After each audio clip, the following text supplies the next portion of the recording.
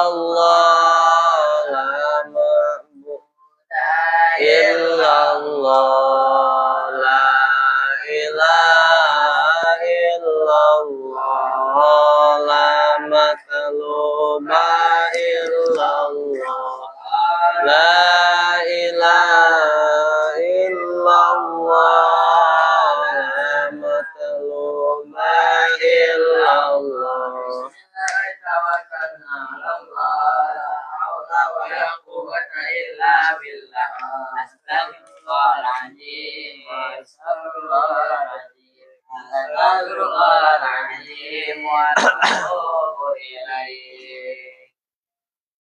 Al-Fatihah. A'udzubillahi minasyaitonirrajim. Bismillahirrahmanirrahim. Alhamdulillahirabbil alamin arrahmanirrahim maliki yaumiddin. Iyyaka na'budu wa iyyaka nasta'in. Ihdinas siratal mustaqim. Siratal ladzina an'amta 'alaihim ghairil maghdubi 'alaihim.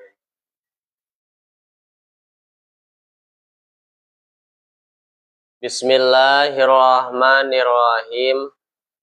Ini yang gak ngaji rugi nih.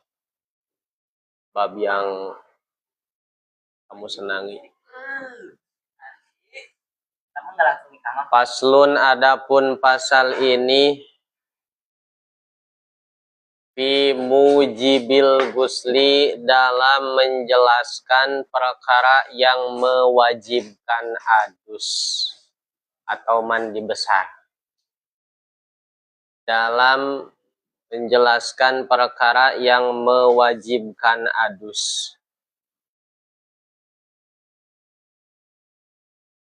Wal guslu, dan adapun adus.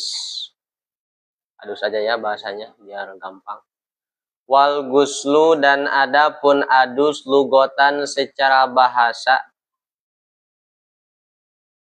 Itu sayalanul ma'i, mengalirkan air.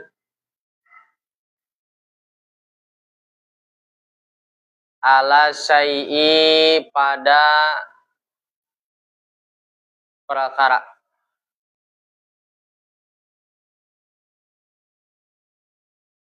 Mutlakon, secara mutlak.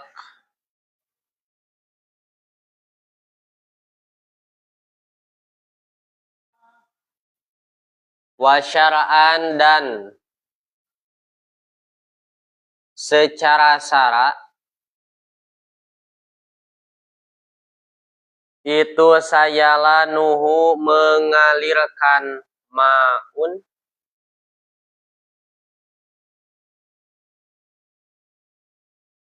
Ala jami'il badani, pada seluruh badan.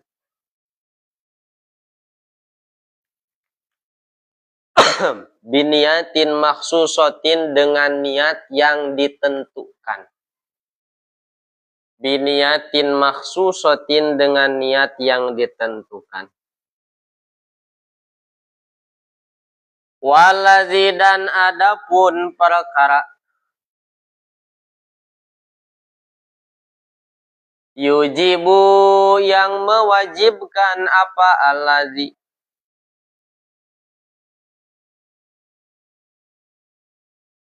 Al-gusla, pada adus. Itu sitatu asya'a, itu sitatu asya'a, 6 perkara.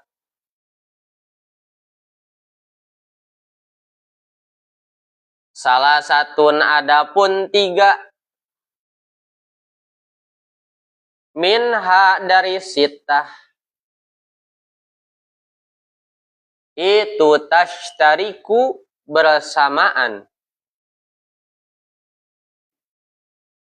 Pihak dalam salasah. Siapa ar-rijalu, laki-laki, wan nisa'u, dan perempuan. Wahia, dan adapun salasah itu iltiqaul khitanaini, bertemunya 2 alat khitan.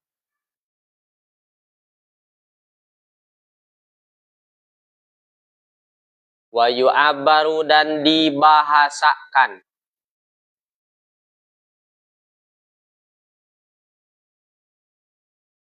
An hadzal iltiqai dengan bertemunya ini. Dengan bertemunya ini.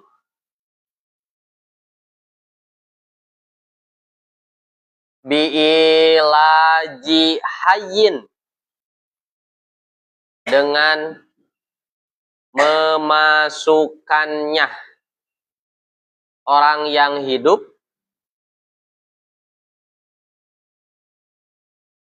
wadihin yang jelas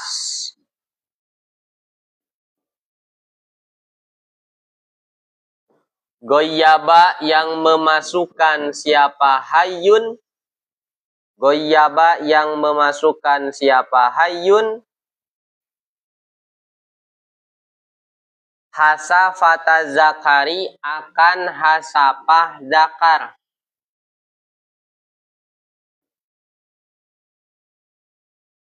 Minhu dari hayyun au qadroha atau ukuran hasapah. Min maktuiha dari yang dipotong hasapah. Dari yang dipotong hasapah.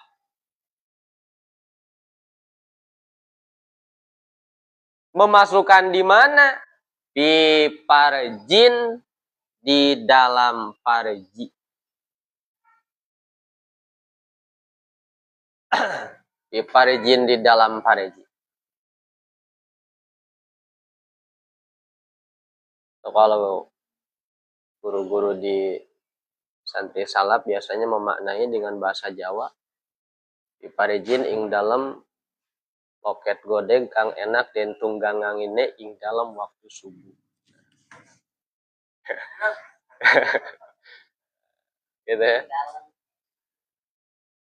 Ing dalam loket godeg kang enak dan tunggang ngangine ing dalam waktu subuh. Dah, jangan diper.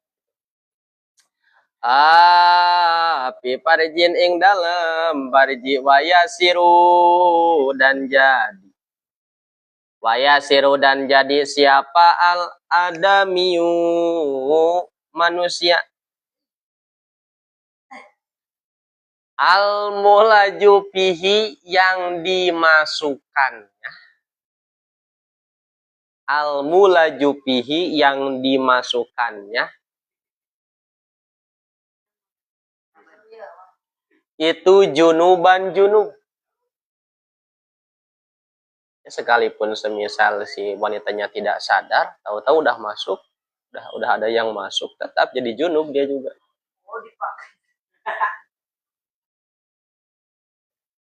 Bi'ilajima dengan sebab memasukkannya perkara.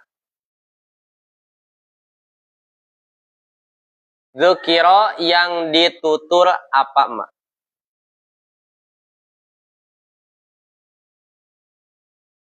Amal mayitu adapun mayit. Kalau mayit gimana? Udah diadusi, kemudian ada yang memperkosa. Amal mayit itu adapun mayit itu pala yu'adu maka tidak dibalik,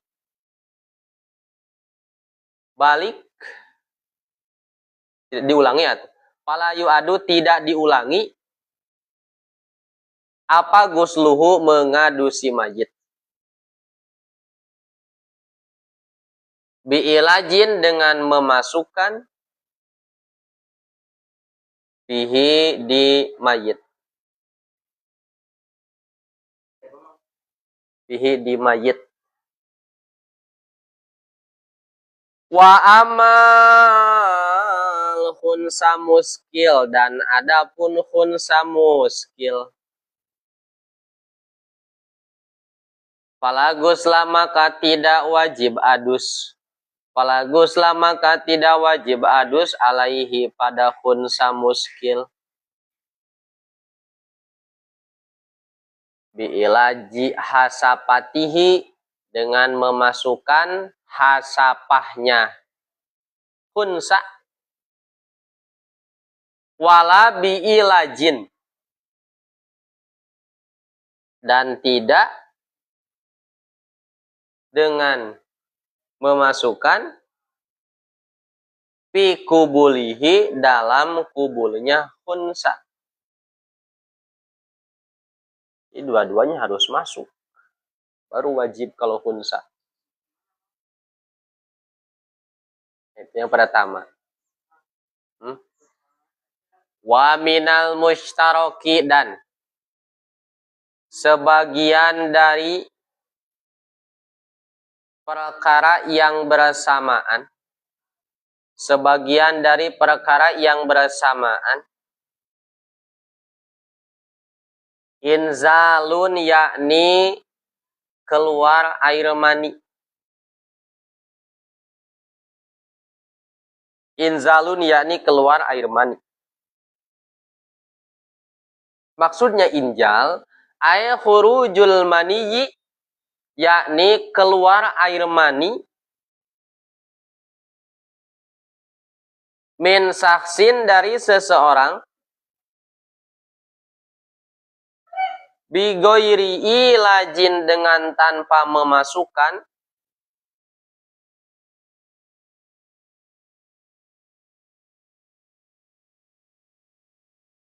wa in qala sekalipun sedikit,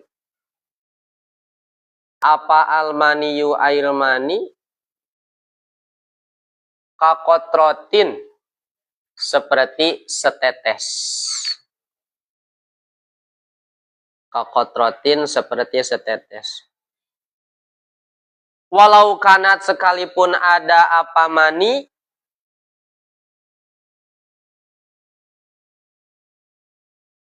itu ala launid dami, dengan rupa warna darah, dengan rupa warna darah. Jadi saking banyaknya keluar sehingga nggak ada lagi yang bisa untuk dikeluarkan. Yang keluarnya itu bentuknya sudah warnanya merah lagi. Ya. Walau kana sekalipun ada. Walau kana, ini walau kana sih. Benar kan? Walau kana sekalipun ada apa al-khariju, apa al-khariju yang keluar, bijimain dengan sebab jima, au goirihi atau selain jima, biyakdotin di waktu bangun, maksudnya waktu melek, au naumin atau tidur, bisahwatin dengan sahwat, au goiriha atau selain sahwat, mintorikihi dari jalannya mani, atau karena kharij bisa, al-mu'tadi yang biasa, au goirihi atau selain torikil mu'tad. Kanin kasaro seperti halnya pecah, seperti halnya pecah, apa sulbuhu tulang rusuknya, apa sulbuhu tulang rusuknya, man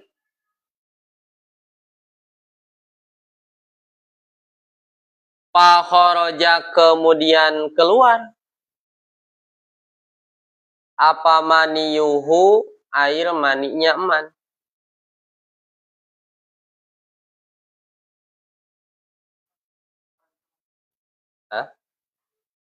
Wa minal mustaroki, dan sebagian dari perkara yang bersamaan, al-mautu yakni meninggal, illa fis syahidi, kecuali dalam mati syahid. Illa fis syahidi, kecuali dalam mati syahid. Wa salah satun, dan adapun 3 hal. Wa salah satun, dan adapun 3 hal itu takhtasu, tertentu. Itu takhtasu, tertentu, biha, dengan salasa. Siapa an-nisa'u, perempuan. Wahia, dan adapun salasah itu al-haidu, head.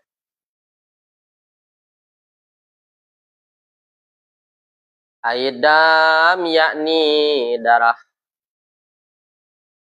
Al-khariju, yang keluar min amro'atin, ini imro'atin, dari wanita. Balagot, yang sampai siapa mar'ah. Tis'a sinina, pada 9 tahun.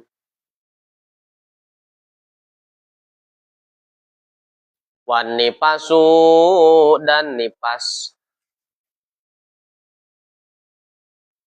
Wahwa, dan adapun nipas itu damun, itu adamu, darah, al-khariju, yang keluar.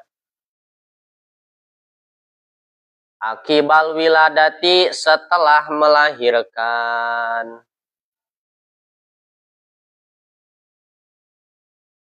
Faenahu, maka sesungguhnya nipas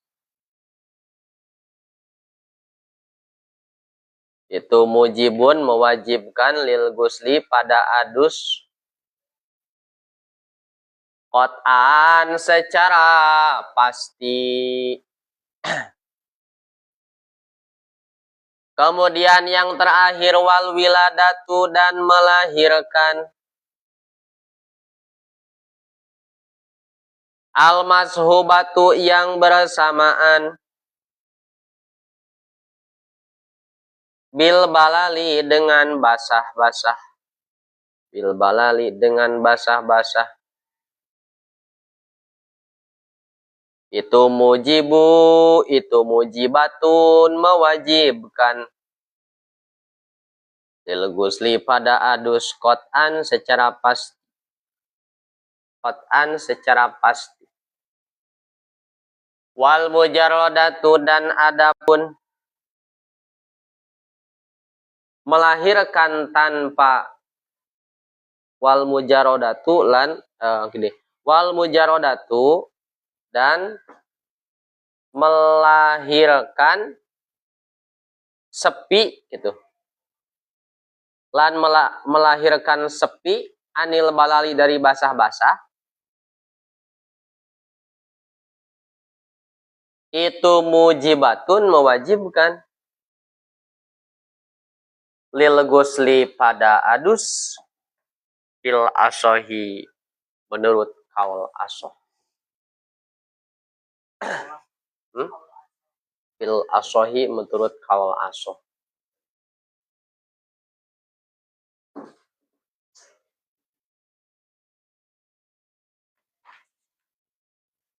Bismillahirrahmanirrahim. Faslun fi mujibil gusli. Pasal ini menerangkan perkara yang mewajibkan adus.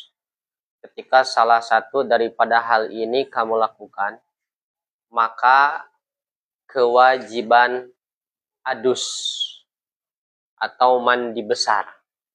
Berarti ketika kamu melakukan salah satu daripada hal ini, nantinya kamu mempunyai hadas besar.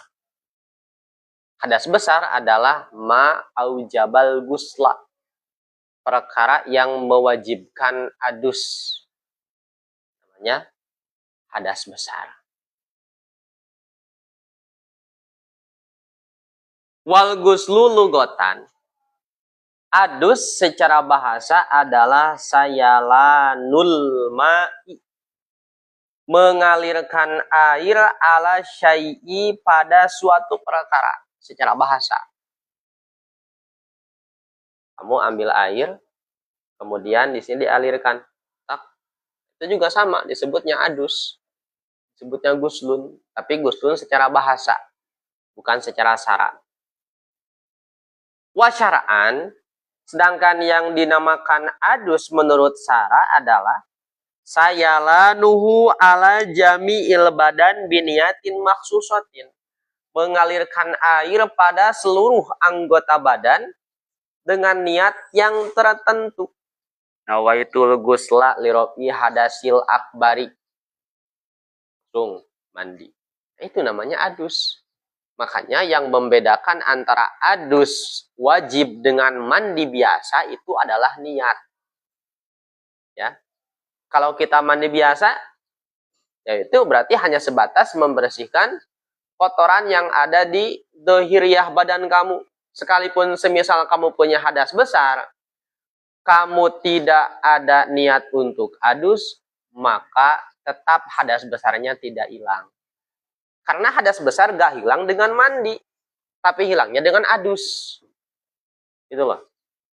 Salah satu fungsi daripada niat itu membedakan mana mandi, mana adus. Ya. Jadi kalau kamu adus harus jelas niatnya. Nawaitul gusla lirofi hadasil akbar. Tuh. Nanti membedakan antara adus dengan mandi biasa. Waladzi yujibu al-ghusla sitatu asya'a, sesuatu yang mewajibkan adus itu jumlahnya ada 6. Salah satun minha tashtariku fiha ar-rijalu wan nisa'u, yang mana 3 hal pertama ini bisa terjadi baik di laki-laki ataupun di perempuan. 3 hal ini. Ya, karena nanti 3 hal yang lain, 4, 5, 6 itu khusus pada wanita. Apa saja? Wahia, yang 3 itu, yang pertama, iltiqaul khitanaini, bertemunya 2 alat khitan. Alat khitan kamu bertemu dengan alat khitan perempuan. Bersentuhan. Iltiqo kan bersentuhan. Nah, maka mewajibkan adus, baik bagi laki-laki ataupun bagi perempuannya. Ya, makanya kalau alat khitan di laki-laki berarti kulfah. Kulfah itu apa? Kuncup. Ini. Makanya ada bahasa hasapah, ya. Hasapah, ini hasapah segini. Ini alat khitannya ini. Asalnya kan ada kuncupnya. Kuncupnya dipotong kulfahnya. Nah, setelah kulfahnya dipotong, maka itu namanya khitan. Kalau di laki-laki. Kalau di perempuan, alat khitan itu, saya juga ngejelasinnya. Kalau di perempuan itu, di apanya ya? Di ada biji-bijinya. Oh, ini. Asalnya kan tertutup. Asalnya tertutup. Jadi kalau alat khitan wanita asal tertutup, ini tertutup. Terus di apa? Supaya terbuka sedikit dicongkel, terbuka. Nah, itu alat khitannya itu. Ya. Gitu ya. Kenapa? Karena salah satu sebab atau hikmah daripada wanita di khitan itu supaya syahwatnya atau nafsunya sedikit. Kalau misalnya wanita tidak di khitan, nantinya dapat dikhawatirkan hyper atau hyper. Ya, jadi tidak akan puas. Ya. Karena gini, kalau laki-laki dengan perempuan, ya, kalau laki-laki itu punya 9 akal, 1 nafsu. Laki-laki. Nah, kalau apa? Perempuan 9 nafsu, 1 akal. Itu. Jadi gini, apa, laki-laki itu ketika semisal kamu nih, ketika syahwat naik, itu sebenarnya baru satu. Nafsu kamu baru satu. Laki-laki. Bangin kalau wanita 9. 9 kali itu. Iya. 9 kali lipat nafsunya. Ya. Akalnya satu. Makanya kalau perempuan itu ketika semisal dia sudah terjerumus, nantinya susah untuk menahan. Tidak bisa. Makanya dalam Islam disyariatkan adanya pernikahan. Pernikahan itu untuk mengikat. Ya. Jadi ketika gini, seorang laki-laki berhubungan badan dengan perempuan, ya, setelah selesai, itu laki-laki merasa jijik pada perempuannya. Ya, seolah-olah dia ingin, udah tinggalin aja, kayak gitu.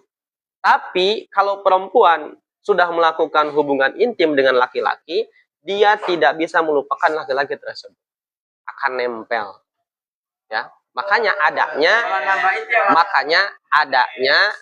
syariat pernikahan. Ketika dalam Islam ada pernikahan, maka si laki-laki tidak bisa kabur. Tidak bisa cuma sekedar nyobain, kemudian langsung. Oh, amidurnya, Mang. Amidurnya. Nah, kamu itu tuh. Makanya gitu perbedaannya.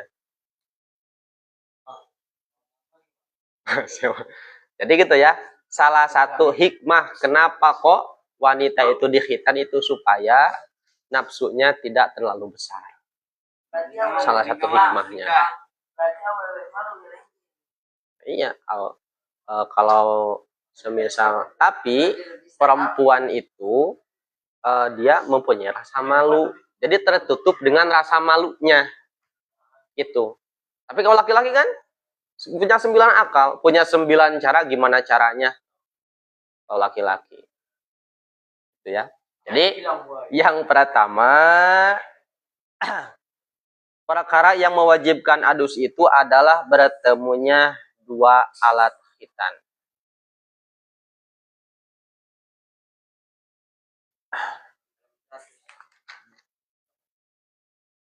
Wayu abbaru mana sih nabi teh? Hilang itu.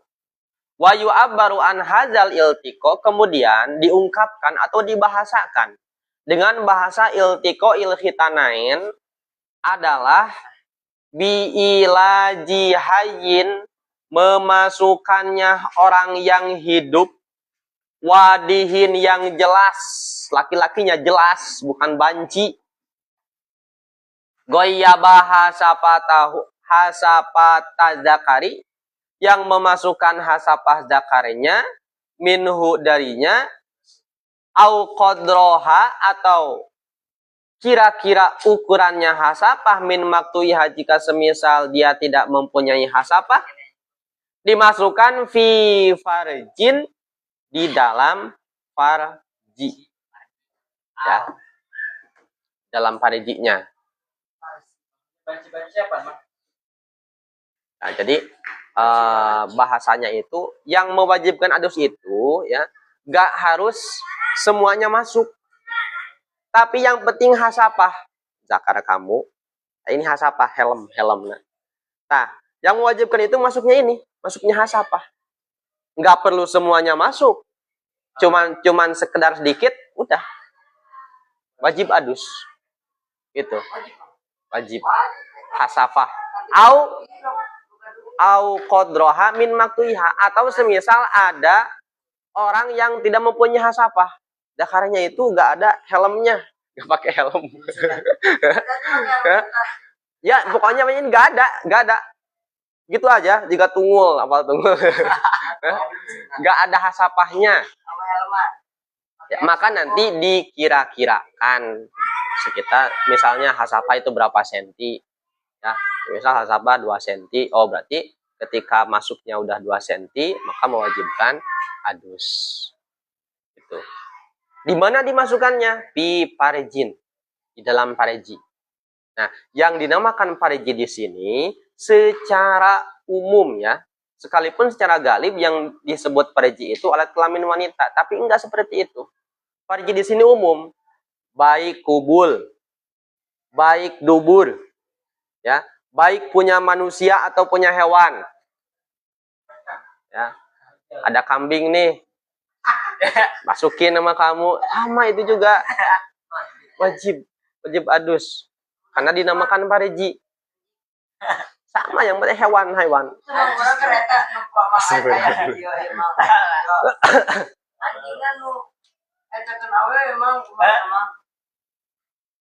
Sama. Wajib. Iya. Al-mulaju fihi. Atau dapat pariji di sini sekalipun semisal zakar masuk pada zakar. Paham? Lelaki, zakar laki-laki masuk ke zakar laki-laki yang lain. Ya, atau contohnya yang satu sangat kecil orangnya, yang satu sangat besar. Jadi masuk gitu. Nah, sampai ke situ tuh. Ya. Permasalahan fikih dibahas sampai ke situ. Bahkan sampai ada gini, bagaimana kalau semisal yang masuknya itu bukan cuma zakarnya doang, tapi seluruh badannya masuk pada pariji wanita. Seluruhnya masuk. Itu juga sama, mewajibkan adus.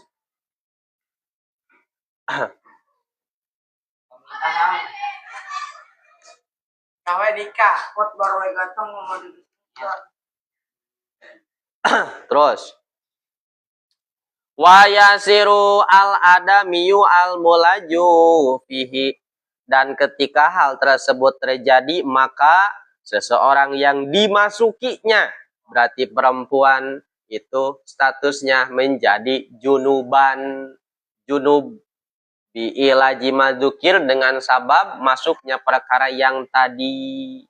Ya, jadi tetap wajib adus si wanitanya. Sekalipun semisal dia dengan keadaan tidak sadar, contoh ada wanita pingsan, kemudian dia diperkosa. Ya, tiba-tiba ketika dia bangun, oh ternyata sudah dalam keadaan diperkosa. Tetap wajib dia untuk adus. Ya. Itu tuh, junuban. Bi'ilaji madzukiro. Amal mayit. Nah, sekarang bagaimana kalau mayit yang disetubuhinya? Amal mayit pala yu'adu gusluhu, maka tidak ada kewajiban untuk mengulangi adusnya bi'ilajin pihi, dengan memasukkan. Jadi ada mayit wanita sudah diadusi, kemudian ada seseorang yang menggaulinya, menjimaknya. Nah, maka nanti tidak wajib untuk diulangi lagi adusnya. Tetap yang wajib cuma pada si laki-lakinya saja. Wa mal khunsa muskil. Gimana kalau khunsa muskil? Khunsa muskil itu adalah seseorang yang mempunyai dua alat kelamin. Pala yajibu alaihi, tidak wajib baginya adus bi'ilaji hasapatihi, dengan memasukkan hasapahnya, wala bi'ilaji fi kubulihi, dan juga tidak ada kewajiban adus dengan adanya sesuatu yang masuk pada kubulnya. Jadi kalau khunsa muskil itu wajib adus ya ketika memang dakar dan juga parijinya itu sama-sama masuk. Dakarnya masuk ke pariji yang lain, kemudian parijinya ada yang masukin. Itu baru wajib adus. Makanya khunsa muskil bisa wajib adus ketika dia bersetubuh dengan khunsa muskil lagi. Itu ya. Jadi kalau khunsa muskil nih, kemudian dia bersetubuh dengan wanita, otomatis kan si zakarnya masuk ke pariji wanita tersebut. Nah, itu tidak kewajiban adus, dianya enggak.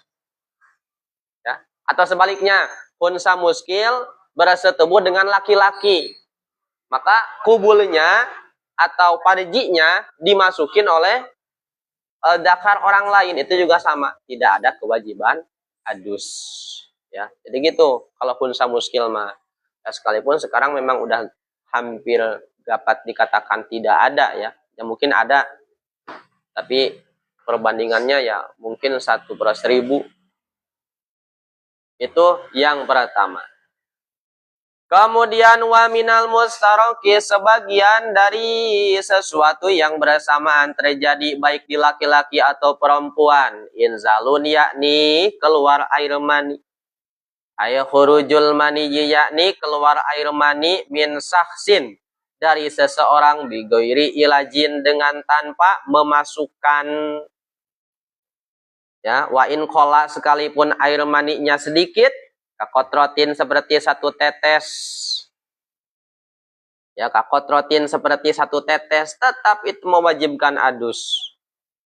Terus apalagi walau kana walau kanat ala launidami, sekalipun memang rupanya sudah menyerupai darah, saking banyaknya semisal keluarnya, sehingga tidak ada lagi yang bisa dikeluarkan. Jadi rupanya udah rupa darah. Itu juga sama, mewajibkan adus. Ya, yang penting ada syarat-syaratnya. Syarat-syarat dan juga sifat-sifat maksudnya. Sifat hal bisa dikatakan seperti air mani itu, satu, tadafuk. Tadafuk itu apa? Keluarnya muncat. Tuh. Yang kedua, merasa enak ketika keluar. Yang ketiga, baunya seperti adonan roti. Itu. Ketika salah satu sifat dari hal tersebut ada terjadi, maka dapat dihukumi bahwa itu adalah air mani. Mimpi ngejar-ngejar cewek, tiba-tiba pas bangun, wah, udah basah. Itu berarti air mani. Ketika kamu semisal, atau gini, contoh yang kedua, kamu bangun tiba-tiba udah basah nih. Terus kamu itu baunya, wah, bau adonan roti, udah ini air mani berarti. Gitu. Ya. Bau roti, bau adonan roti.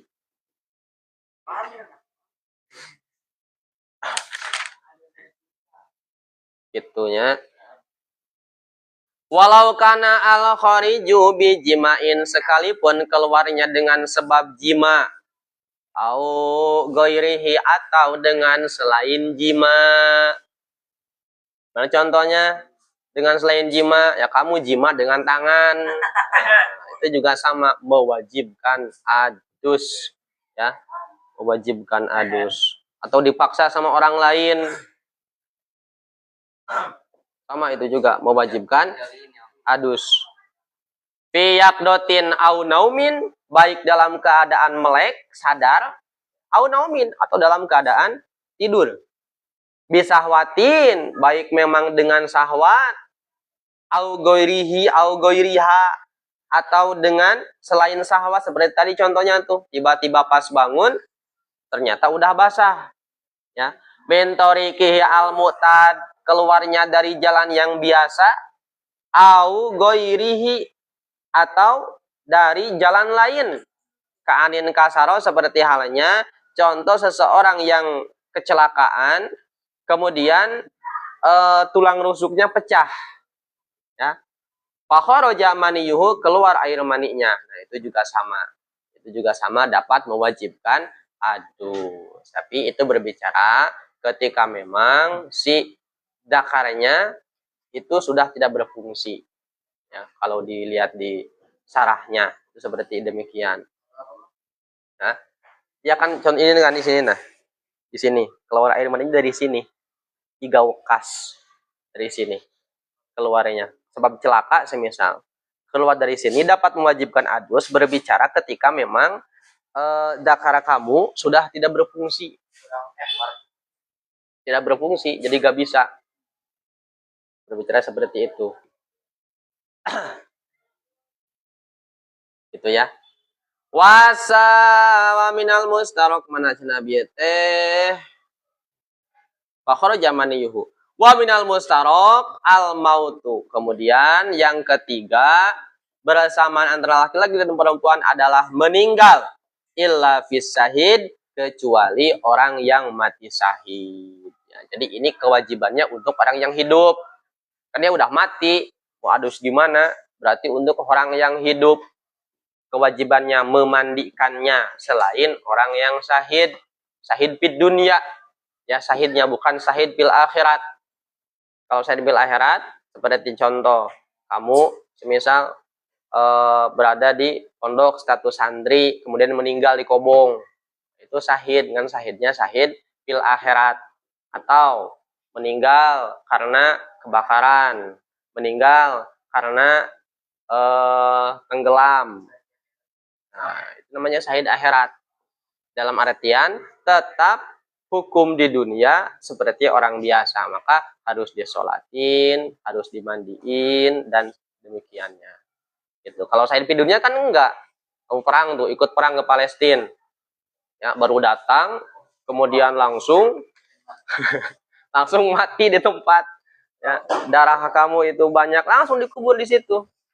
Karena itu mah syuhada, orang yang mati syahid.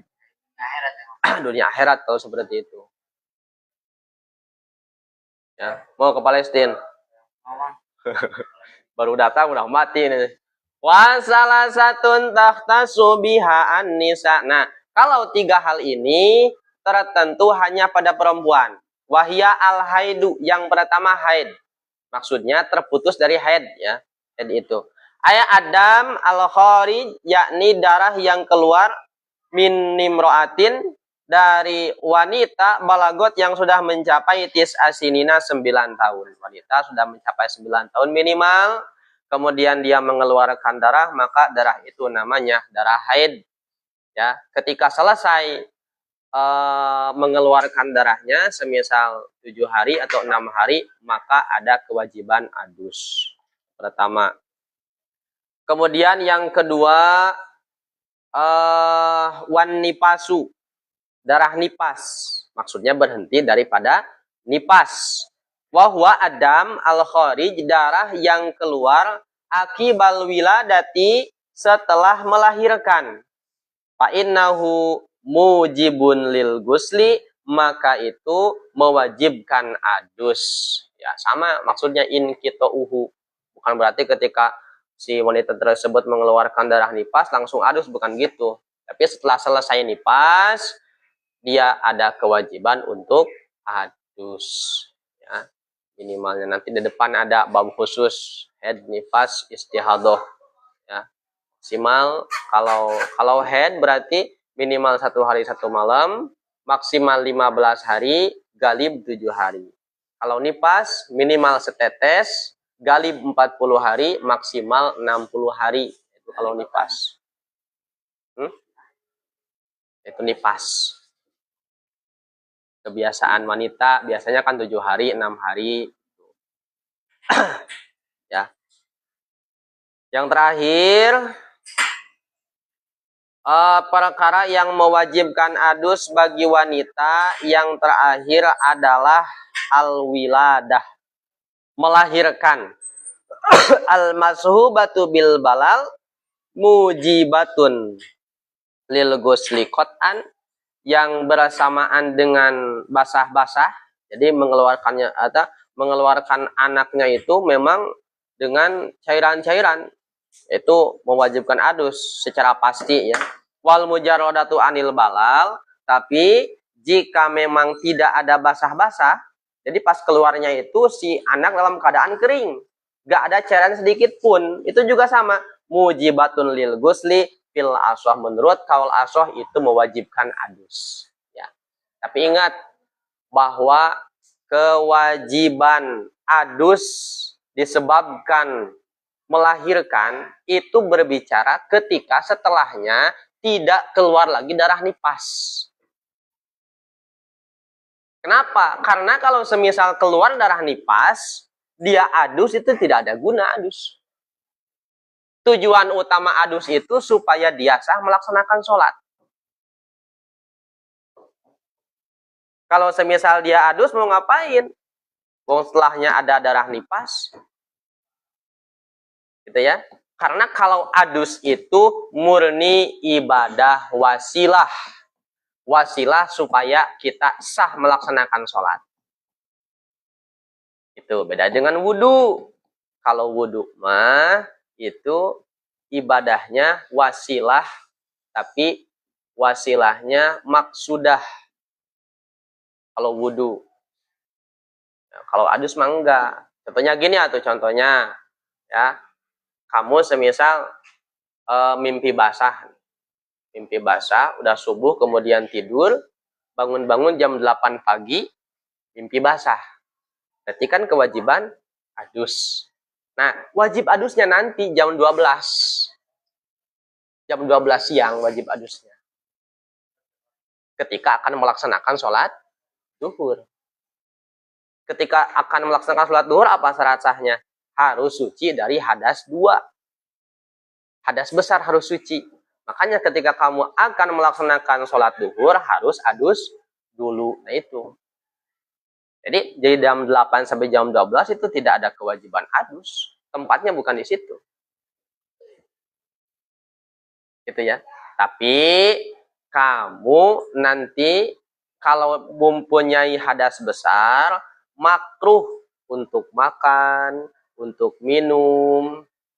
Jadi harus adus dulu supaya menghilangkan kemakruhan, atau minimal wudu. Wudu sunat. Nah, itu supaya menghilangkan kemakruhan. Itu ya. Nah, itu perkara yang mewajibkan adus. Nah, dari di sini nanti digali lagi permasalahannya. Kemudian bagaimana kalau kasus seperti operasi sesar?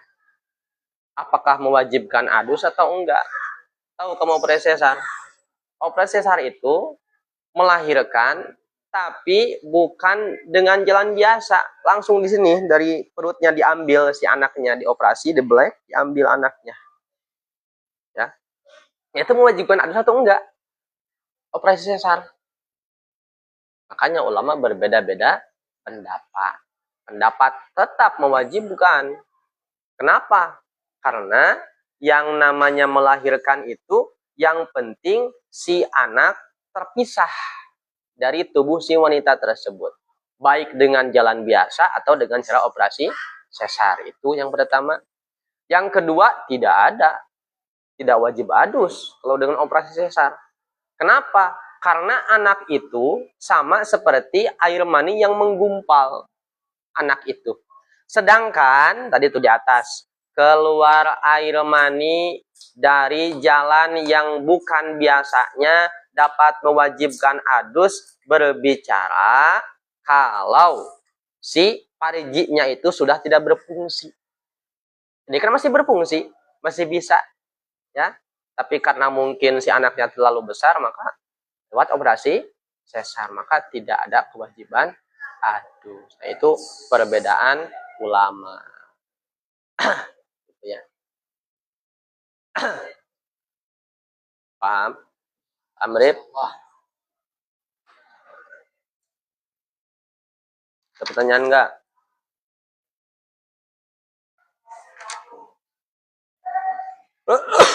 Wallahu a'lam. Rabbi nubana bima alam tana. Rabbi alimna alladhiyan ba'u. Rabbi bakina wa baki alana wa qarabatilana fi dinina. Tawasalna binta'ala.